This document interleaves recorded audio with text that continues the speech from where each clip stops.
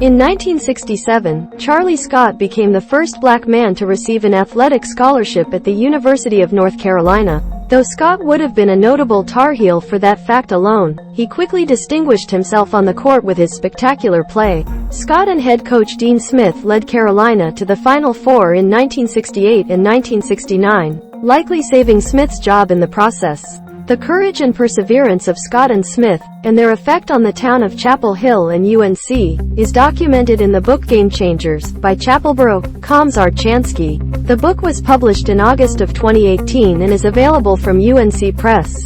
This year, North Carolina selected the book as one of 5 for its annual NC Reads initiative.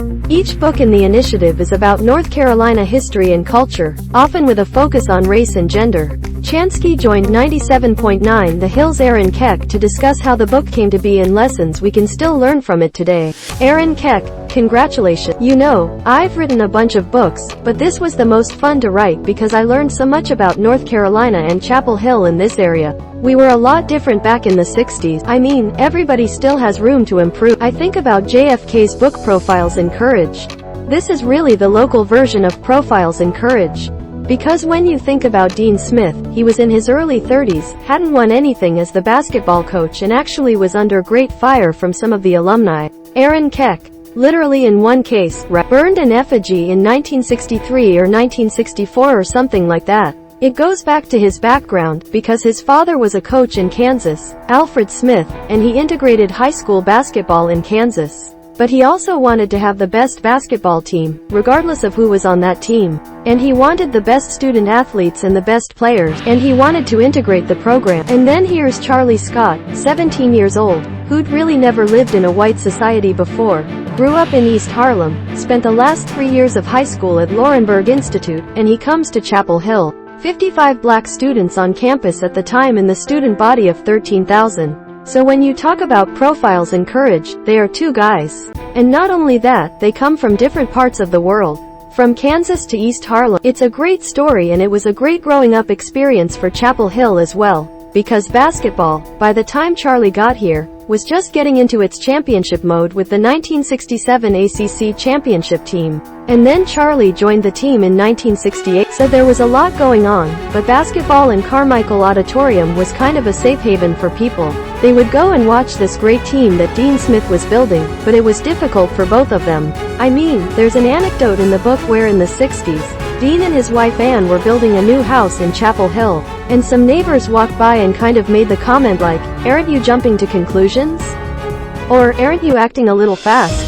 As to imply that Coach wasn't gonna be around very long. And then Charlie, of course, he was safe between the lines of the basketball court, but nowhere else on campus was he safe. When Dean Smith recruited him, some black members of the community and the university assisted him in recruiting. But once Charlie got here, he really wasn't welcomed in any other part. And then what he did, he found his social life at North Carolina Central, and got married after his sophomore year. And Charlie was very proud that he found that, because he recognized how difficult it was gonna be when he came here. So it was a total profile in courage of 2 people who turned out to be a Hall of Fame coach and one of the most iconic players that's ever played here. Charlie making it at Carolina meant that the Bill Chamberlains, the Phil Fords, the Dudley Bradleys, and eventually Michael Jordan and James Worthy would come here, where at other schools, it didn't work. For example, on Charlie's recruiting visit to Duke, he visited with a kid named C.B. Claiborne, who was 1 year older, told him, "Don't come here, don't come to Duke, because they're not ready for us yet."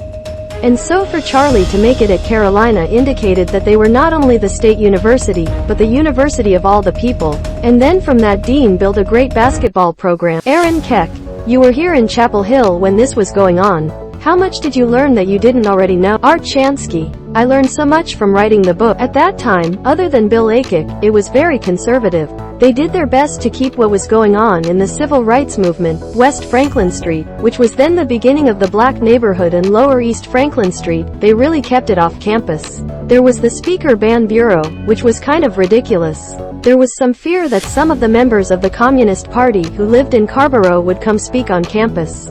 But they really did that to keep the civil rights movement off campus. I lived in a fraternity house and you heard about things, but we didn't really know what was going on in the rest of town. And then we went to Carmichael and reveled in Charlie Scott being just an amazing athlete.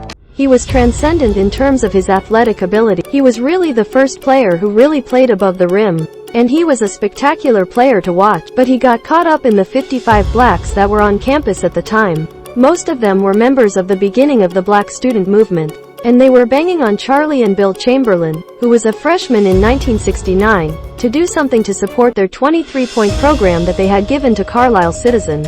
And Charlie was very smart. Dean called him in the office and said, "Charlie, at the end of the day, you're gonna do what you wanna do. But just remember you've got your own personal family to represent. You're representing a university that gave you a scholarship to play basketball. You're representing your teammates who are probably your most important family right now. So do what you think is right." So Charlie did go to the meetings, but he never spoke up. And they were saying that Bill Chamberlains and Charlie Scott were gonna quit the basketball team if these demands weren't met, which was not true at all. So that's some of the pressure that he was under. And in College Park, Maryland, in the regionals that year, the Washington Press and media, which is a lot more aggressive than it is in North Carolina, they asked Charlie about the voting not only for ACC Player of the Year, which he lost to John Roach from South Carolina, but he was left off 5 first-team All-ACC ballots. Now if you're a big South Carolina fan, you could say John Roach, who was sort of the darling who pulled a big upset against Carolina in Charlotte, that he was the best player in the league.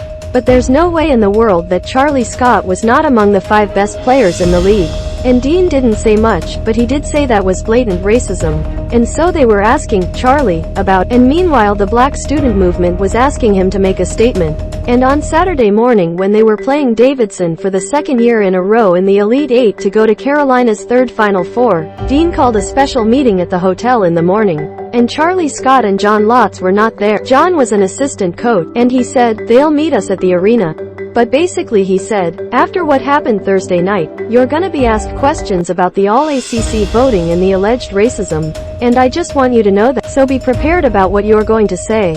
He didn't tell them what to say, but just be prepared. And the truth is, Aaron, that Charlie was thinking about not playing that game, and John said to Charlie, "Now you can't do anything about those 5 guys who left you off the team. And so who are you gonna hurt if you don't play? You're gonna hurt mostly your teammates who love you. So go out there and prove that you're not only one of the top 5 players in the league, but you are the best player."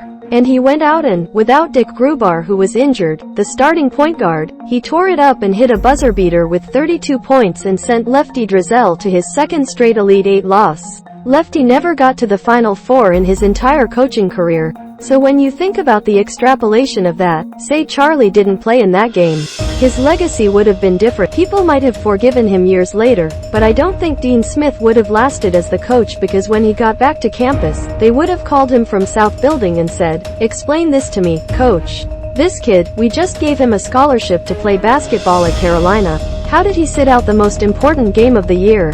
And Dean would have said something about it was Charlie's right, and he was mad about racism. And they would have said, "Dean, let me ask you again. Why did this kid who we gave a scholarship to play basketball not play the most important game?"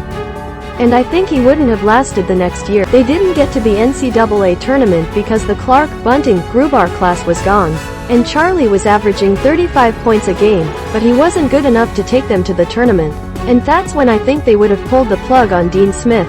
And so it's just a fascinating story, and people who have read it who were here at the time, like you said, we knew a little bit about it, but we didn't know the details. The younger generation has not read it as much as they should. And Matt Andrews at Carolina has a class every semester and it's required reading.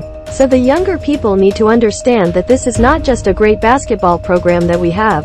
It happened through the strength and courage of 2 people. Chapelboro.com does not charge subscription fees, and you can directly support our efforts in local journalism here. Want more of what you see on Chapelboro?